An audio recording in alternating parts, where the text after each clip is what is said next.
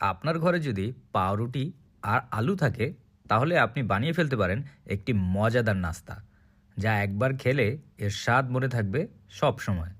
তো চলুন আপনাদেরকে এই মজার রেসিপিটি শিখিয়ে দিচ্ছি। প্রথমে একটি বাটিতে নিয়ে নিব সেদ্ধ করা আলু।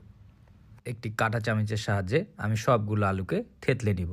আপনারা কে কোথা থেকে আমার এই ভিডিওটি দেখছেন অবশ্যই কমেন্ট করে জানাবেন, আমি আপনাদের সবার কমেন্টের উত্তর দিব। এখন আমি দিয়ে দিব পেঁয়াজ, তার সাথে দিয়ে দিব কাঁচামরিচ, এরপর দিয়ে দিব সামান্য ধনিয়া পাতা, লবণ। এরপর সবগুলোকে একসাথে ভালোভাবে মিক্স করে নিব।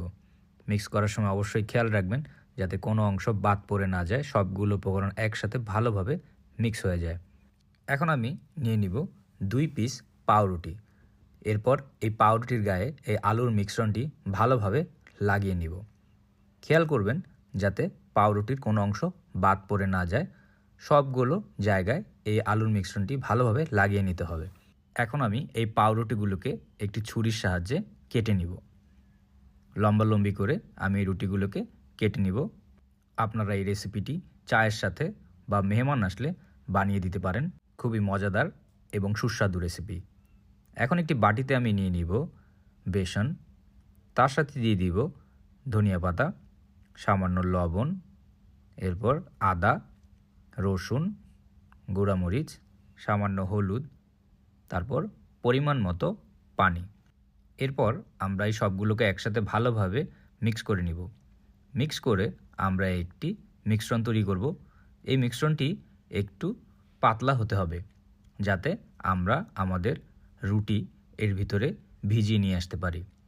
অনেক বেশি ঘন যাতে না হয়ে যায়, একটি পাতলা মিশ্রণ হবে। তো দেখতেই পাচ্ছেন মিশ্রণের ঘনত্বটা এরকম হবে। এর ভিতরে আমাদের রুটিটি ভালোভাবে ডুবিয়ে নিয়ে আসব।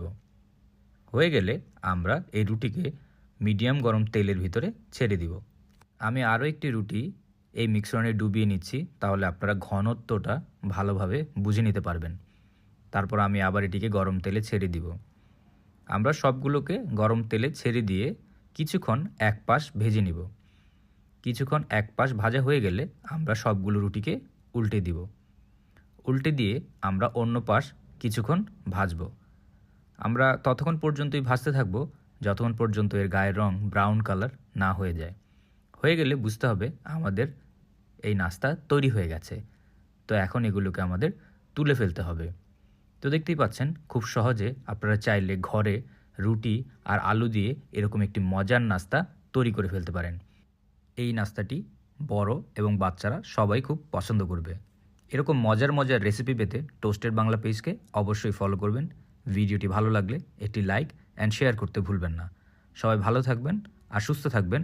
এরকম মজার মজার নাস্তার রেসিপি অবশ্যই ঘরে তৈরি করে খাবেন।